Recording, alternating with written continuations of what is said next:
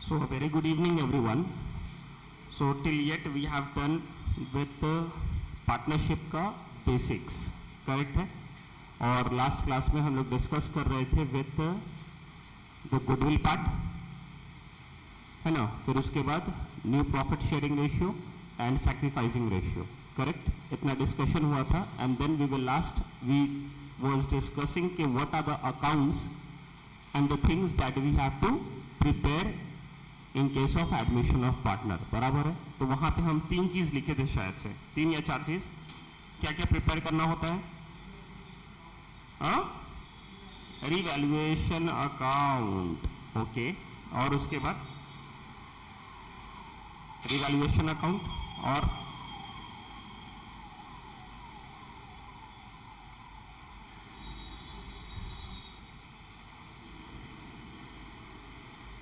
Partners capital account और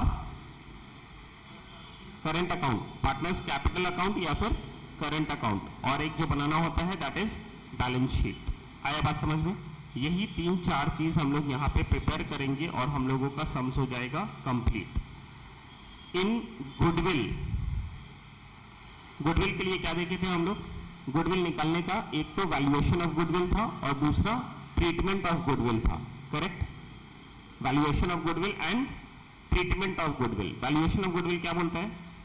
valuation of goodwill का मतलब है कि गुडविल हम लोग वैल्यू कैसे करेंगे। तो उसके लिए वी हैड डिफरेंट मेथड्स। क्या क्या मेथड था उसके अंदर?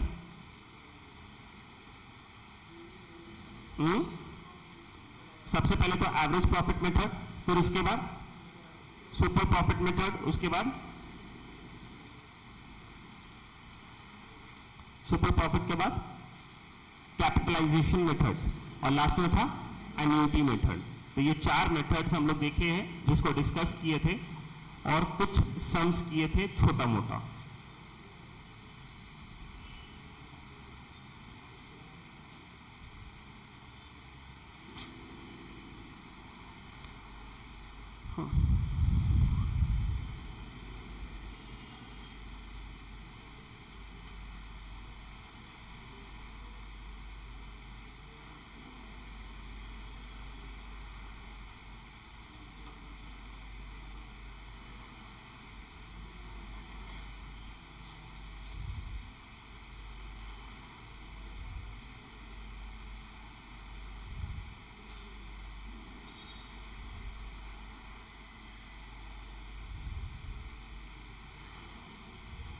बोलना 2 मिनट।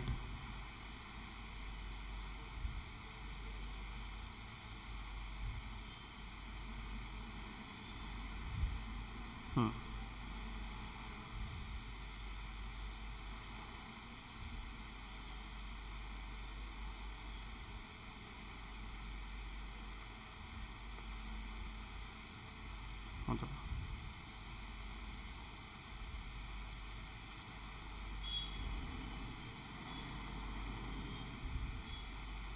हाँ। तो एवरेज प्रॉफिट मेथड के हिसाब से कैसे निकाल रहे थे हम लोग गुडविल का फॉर्मूला? क्या बताए थे गुडविल का?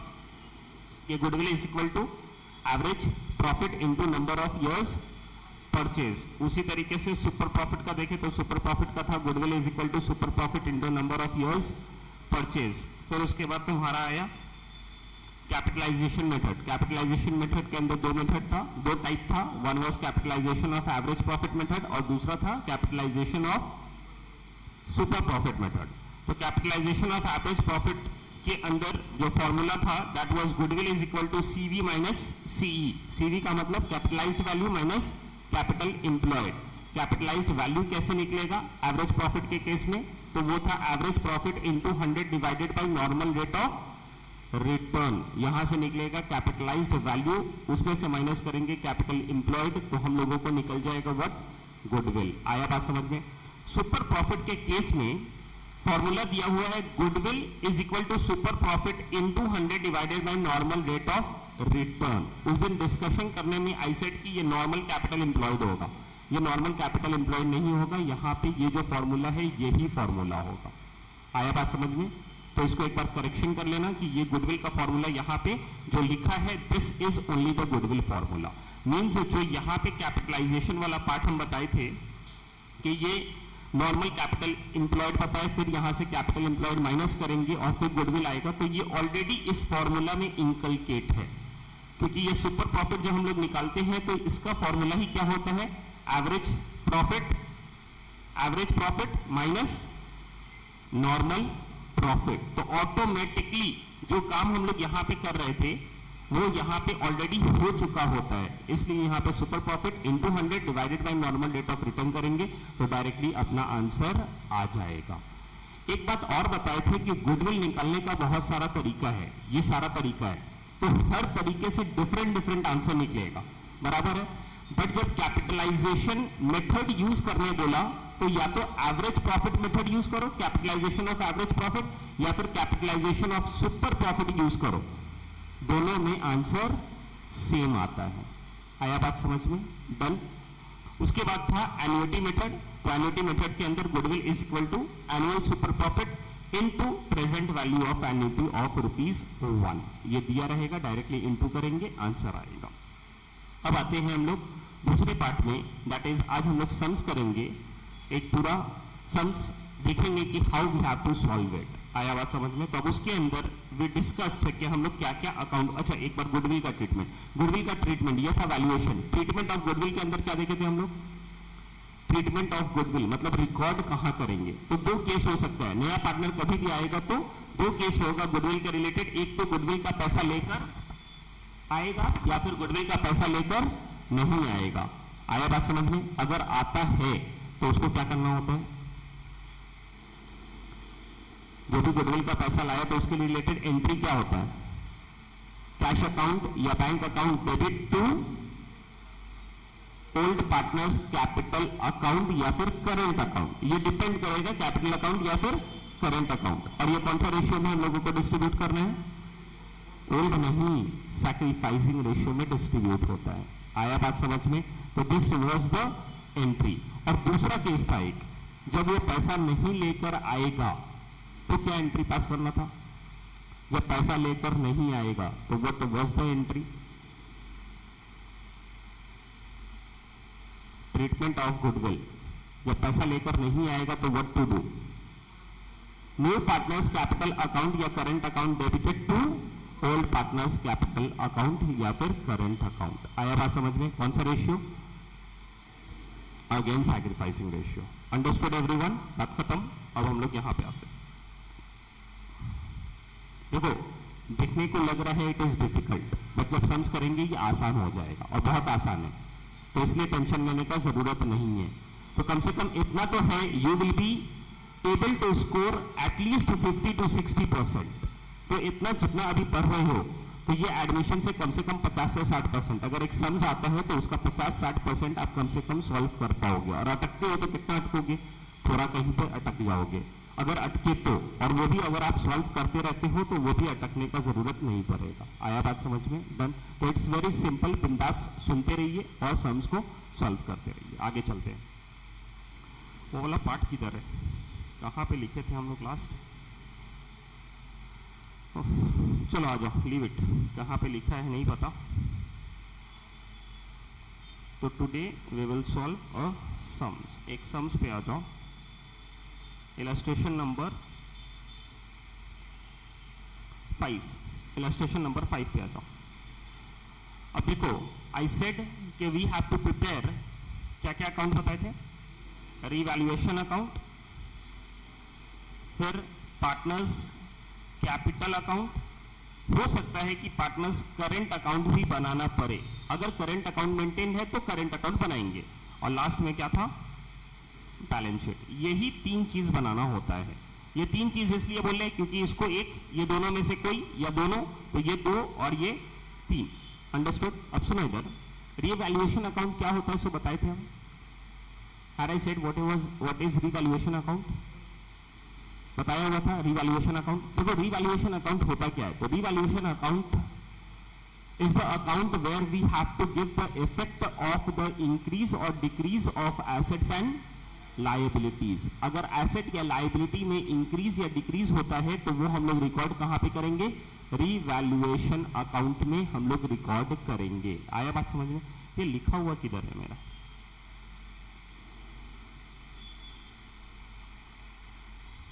रिवैल्यूएशन अकाउंट बराबर। एसेट एंड लायबिलिटी इंक्रीज और डिक्रीज, अंडरस्टूड। अब रिवैल्यूएशन अकाउंट बनेगा कैसे? तो ये ऐसा कुछ बनाने को हम बोले थे रिवैल्यूएशन अकाउंट, उसके अंदर particulars amount amount, particulars amount amount. अब यहाँ पे एक चीज हम बताए थे, एक आप याद रखना सिर्फ, या फिर याद नहीं रखोगे तो भी लॉजिकल वे में हम लोग जा सकते हैं कि एसेट इंक्रीज होगा तो क्या होगा? तो एसेट इंक्रीज होगा तो एसेट को करना होगा डेबिट, तो क्रेडिट किसको करेंगे? रिवैल्यूएशन अकाउंट को। तो रिवैल्यूएशन अकाउंट के कहां पे चला जाएगा? क्रेडिट साइड में चला जाएगा। तो क्रेडिट साइड में क्या जाएगा? एसेट अगर इंक्रीज होता है तो क्रेडिट साइड में जाएगा एसेट इंक्रीज। तो डिक्रीज किधर जाएगा? एसेट डिक्रीज डेबिट साइड में। अब एसेट इंक्रीज अगर क्रेडिट साइड में है तो लायबिलिटी इंक्रीज किधर जाएगा? डेबिट साइड में। और लायबिलिटी डिक्रीज किधर जाएगा? क्रेडिट साइड में। बात खत्म। यही चार चीज यहां पे आएगा। ये चार चीज होने के बाद जो भी फायदा या नुकसान आया, मींस अगर ये डेबिट साइड में कम आया मतलब समझ लो फायदा है। क्यों? क्योंकि क्रेडिट साइड में ज्यादा है, मतलब एसेट ज्यादा है, एसेट का वैल्यू ज्यादा है। तो ये तुम्हारा डेबिट साइड में अगर रिप्रेजेंट करता है प्रॉफिट, तो अमाउंट बैलेंस रिप्रेजेंट करता है तो दैट इज प्रॉफिट। तो ये प्रॉफिट हम लोग डिस्ट्रीब्यूट किस में करेंगे? तो ये प्रॉफिट डिस्ट्रीब्यूट होगा ओल्ड पार्टनर्स में। आया बात समझ में? क्योंकि ये नया पार्टनर्स आने से पहले वी आर डूइंग हिसाब एंड किताब कि एसेट और लायबिलिटीज का वैल्यू आज के डेट में कितना है, क्योंकि वो जब आ जाएगा तो अगर कुछ प्रॉफिट होता है या कुछ लॉस होता है तो तीनों में बटेगा। तो उससे अच्छा है पहले आज के डेट में हम लोग बैलेंस कर ले। आया बात समझ में? तो दैट इज प्रॉफिट। और अगर लॉस आया तो क्रेडिट साइड में जाएगा। पार्टनर्स कैपिटल अकाउंट हम लोग बनाना सीखे थे कि पार्टनर्स कैपिटल अकाउंट में क्या क्या लिखेंगे। तो पार्टनर्स कैपिटल अकाउंट में क्रेडिट साइड में हम लोग लिखते हैं जो भी पार्टनर्स का बैलेंस अगर इंक्रीज होता है किसी भी वजह से, तो सबसे पहले तो एक बैलेंस आएगा उसका, बैलेंस ऑफ कैपिटल अकाउंट। उसके बाद अगर उसको सैलरी दिया जाएगा, कमीशन दिया जाएगा, या प्रॉफिट दिया जाएगा, या इंटरेस्ट ऑन कैपिटल दिया जाएगा, वो सब आएगा क्रेडिट साइड में। और डेबिट साइड में क्या आ जाएगा? अगर उसका बैलेंस घट रहा है तो कैसे घटेगा? ड्राइंग से। अगर वो ड्राइंग कर लिया तो उसका बैलेंस घट जाएगा बिजनेस के नजर में, तो उसका बैलेंस घटेगा, तो इसलिए that will go to debit side. और इंटरेस्ट ऑन ड्राइंग्स वगैरह है तो वो जाएगा डेबिट साइड में। इस तरीके से ये हो जाएगा तुम्हारा partners capital account done. Partners current account भी सेम वही है। तो पार्टनर्स करंट अकाउंट कब बनाएंगे? जब फिक्स कैपिटल मेथड फॉलो होता रहेगा तब। तो सेम वे में वहीं पे बनाएंगे। वैसे ही हम लोग फिक्स कैपिटल में होता क्या है कि दोनों अकाउंट बनाना होता है, one is partners capital and the another one is partners current. तो पार्टनर्स कैपिटल में सिर्फ तीन चीज जाएगा, एक है opening balance of capital account, दूसरा एडिशनल कैपिटल इंट्रोड्यूस्ड, और अगर कुछ विड्रॉन हुआ है फ्रॉम द कैपिटल तो वो जाता है कैपिटल अकाउंट में। उसके अलावा जिससे भी पार्टनर्स का बैलेंस बढ़ा या घटा that will go to partners current account. आया बात समझ में? डन। और उसके बाद हम लोग बनाएंगे बैलेंस शीट। तो बैलेंस शीट ऑलरेडी हम लोगों को आता है। अब हम लोग सम्स देखेंगे, सम्स के हेल्प से then we will understand more. तो आगे आ जाओ, इलस्ट्रेशन नंबर क्या बोले थे? 5 पे आ जाओ। चलो और सही से समझो क्या लिखा है, रीड करो एक बार। इलस्ट्रेशन नंबर 5 खुद से एक बार रीड कर लो everyone. Yes, understanding online mode समझ रहा है बच्चा आप लोगों को? हाँ या ना? चलो एक बार रीड कर लो जल्दी से, खुद से एक बार रीड करो बस, और देखो कितना समझ रहा है, क्या समझ रहा है।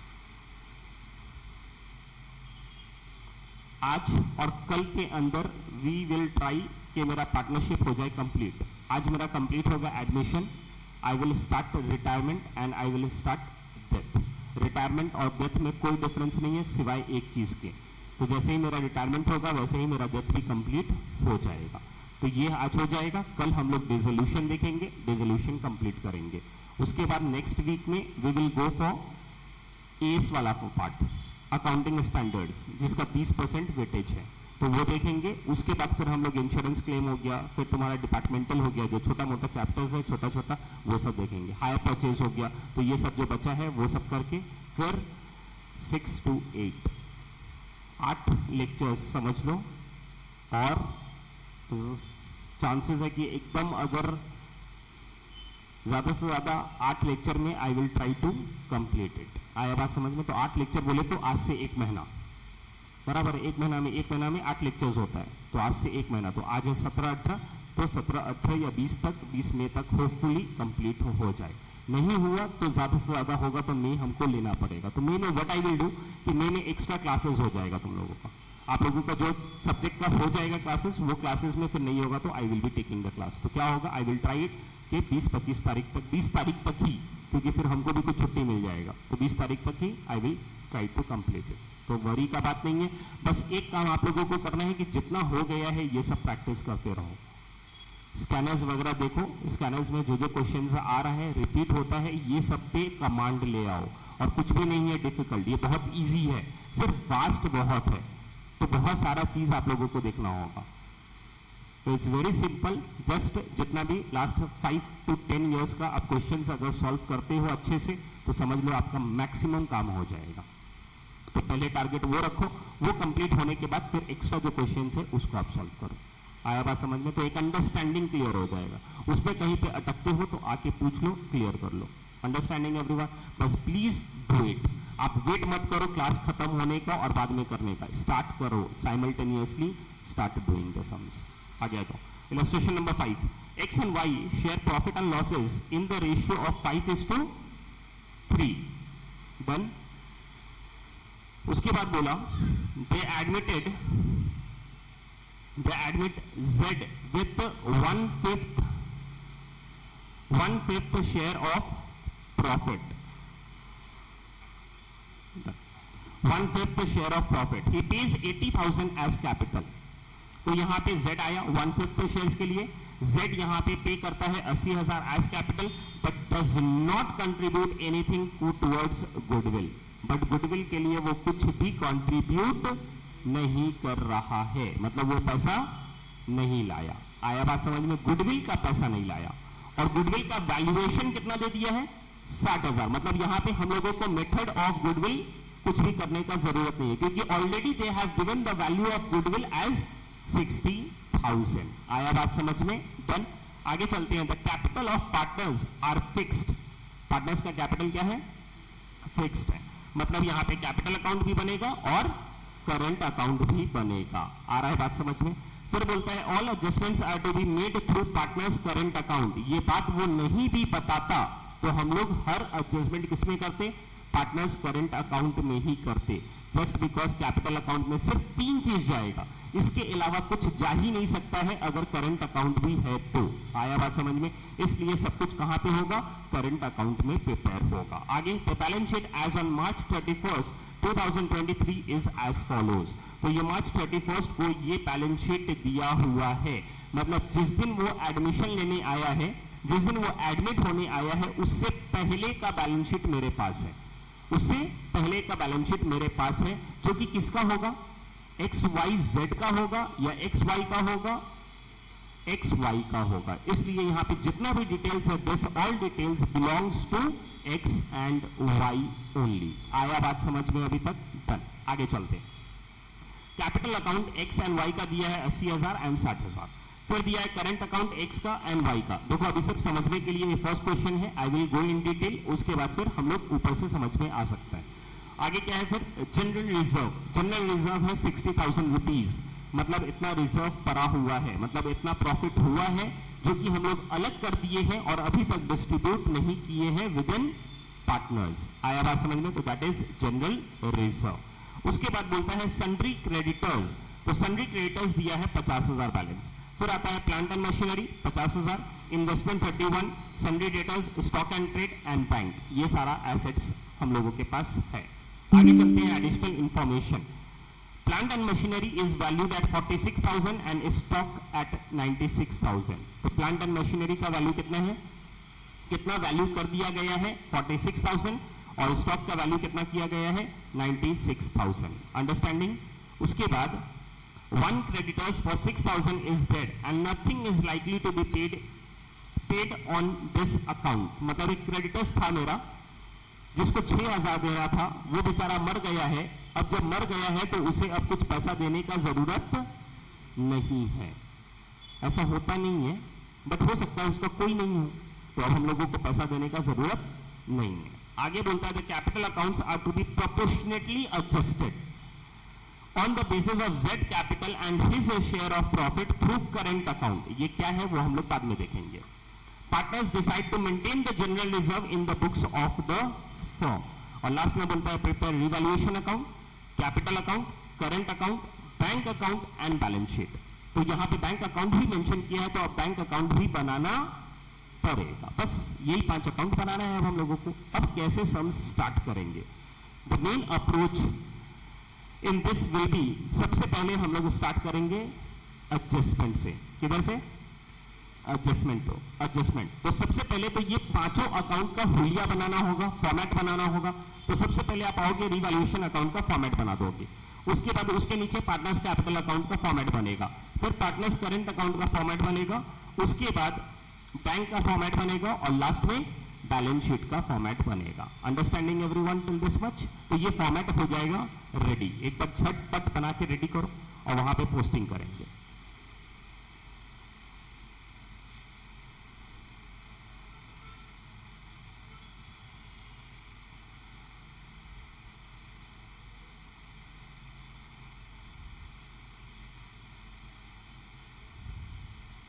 जल्दी एकदम।